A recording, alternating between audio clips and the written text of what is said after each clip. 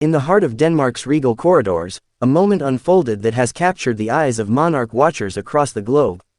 The usually composed and meticulously orchestrated life of the Danish royal family was suddenly punctuated by a meeting charged with emotion, history, and intrigue.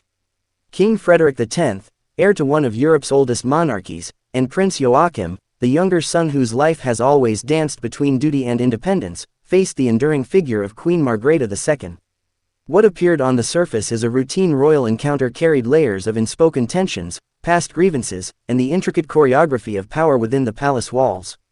The Danish monarchy, while often celebrated for its grace, poise, and continuity, is not immune to the pressures of generational transition, personal choices, and the relentless scrutiny of public life.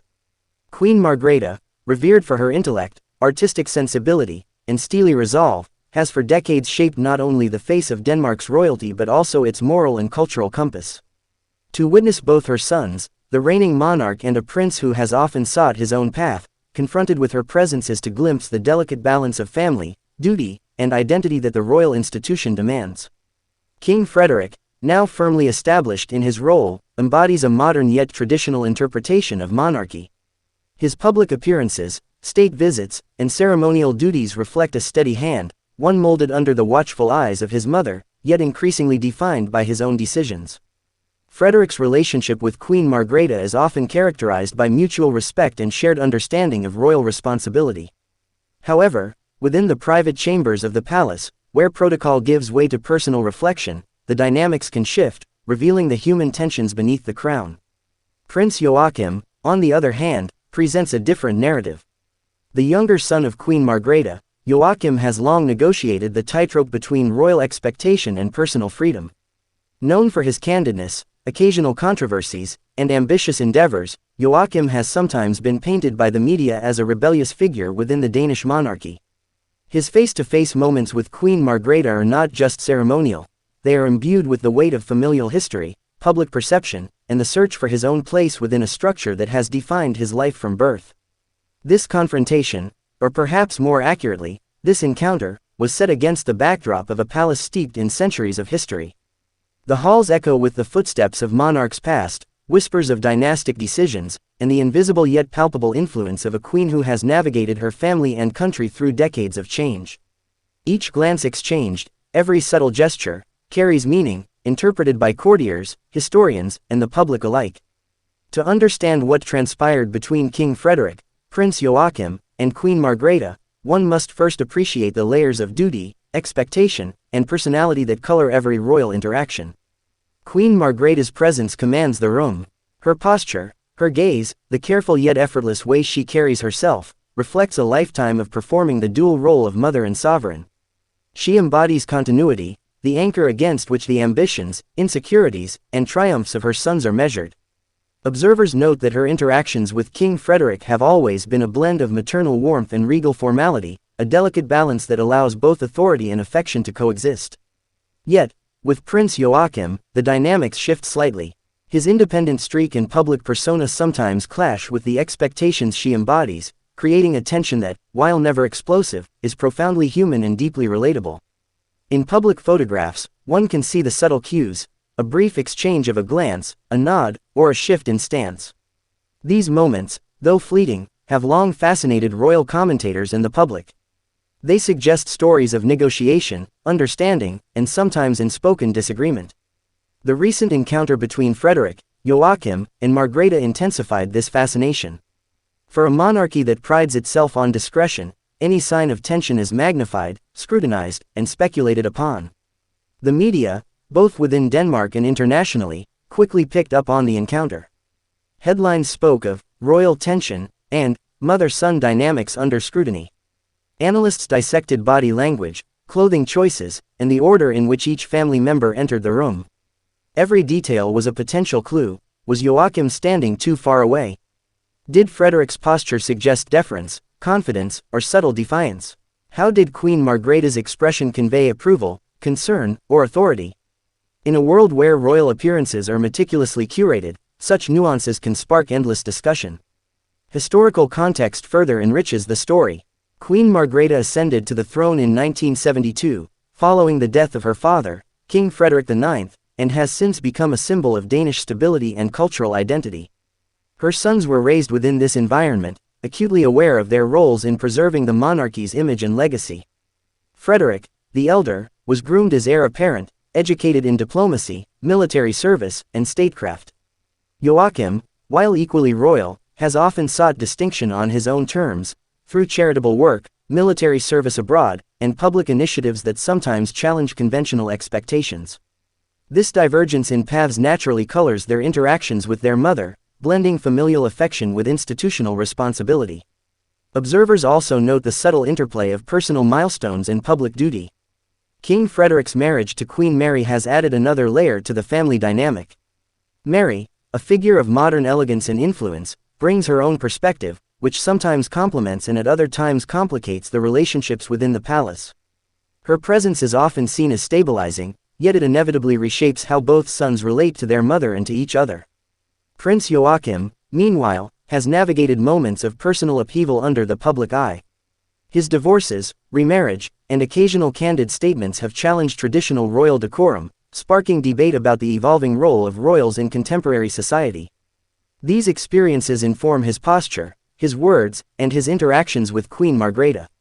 The encounter in question, therefore, is not merely a meeting, it is a reflection of decades of personal choices, public scrutiny, and the complex negotiation between duty and individuality.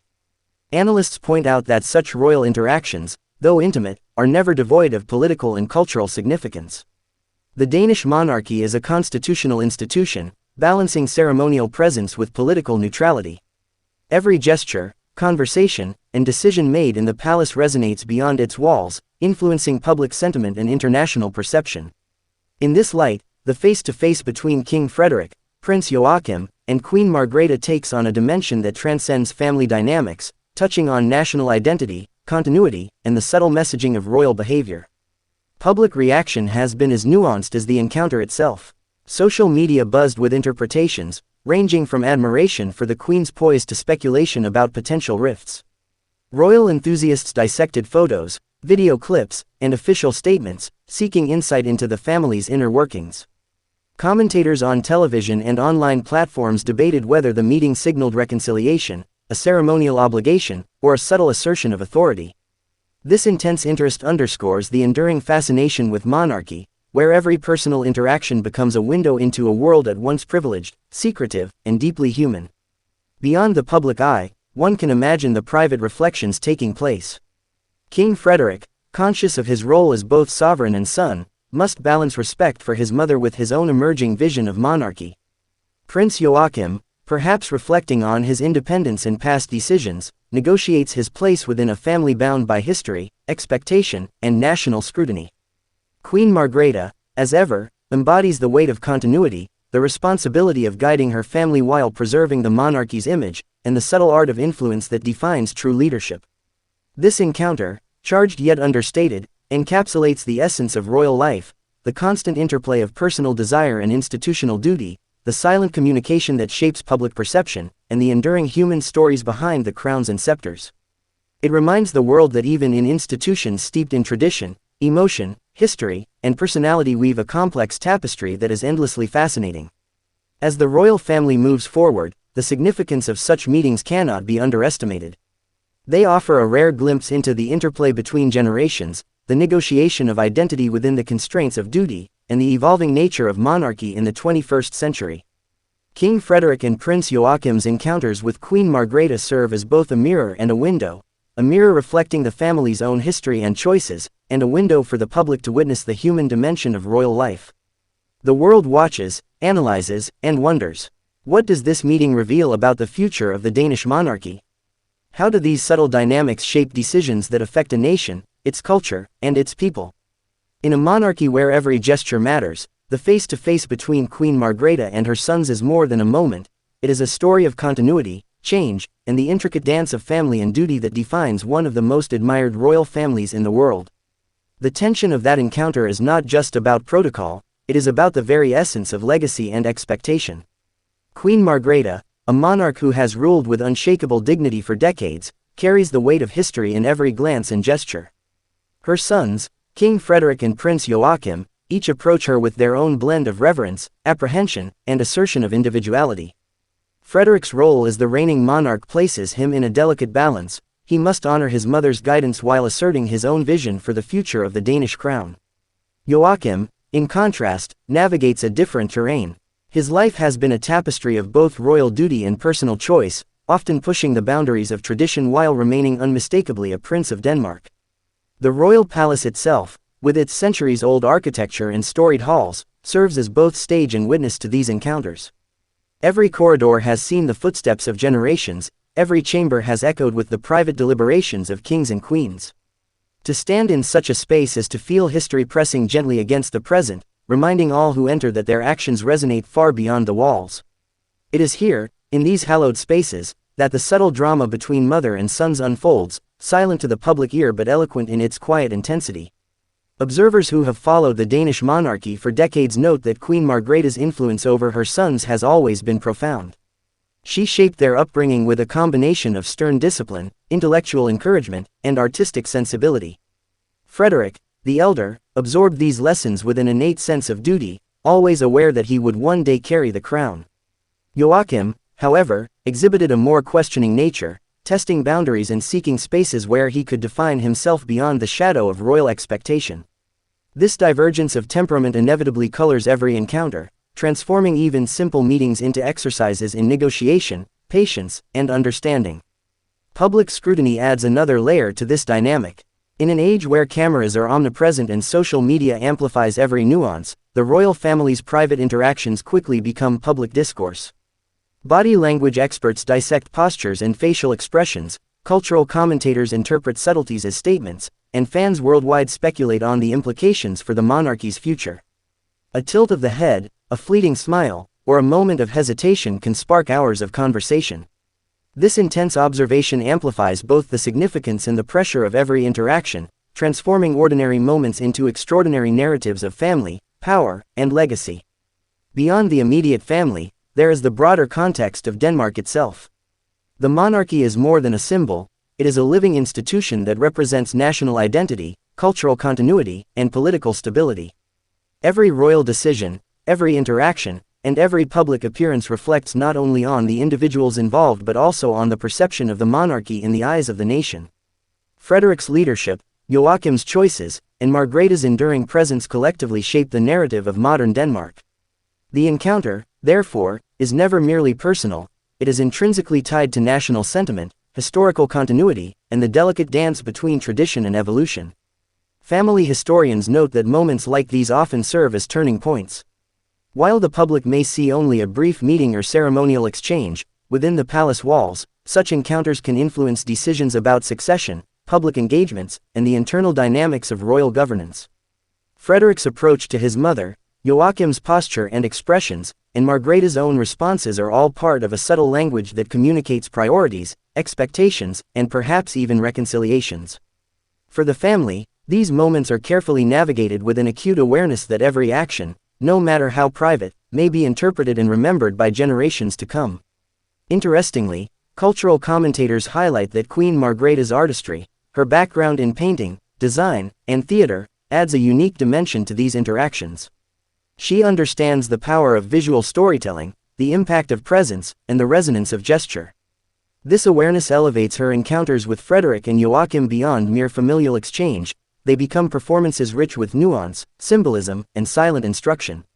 The Queen's mastery of presence allows her to communicate complex messages without uttering a single word, reminding both sons and observers alike of the weight carried by her experience and wisdom.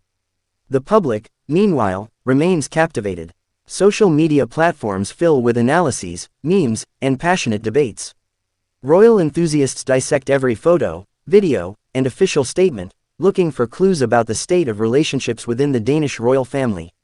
Commentators ask, is this an indication of unity, subtle tension, or a moment of reflection? The intrigue is intensified by the monarchy's careful balance between transparency and privacy. Unlike many modern families, the Danish royals are visible yet deliberately measured, revealing enough to engage the public while guarding the intimate truths that define their family life.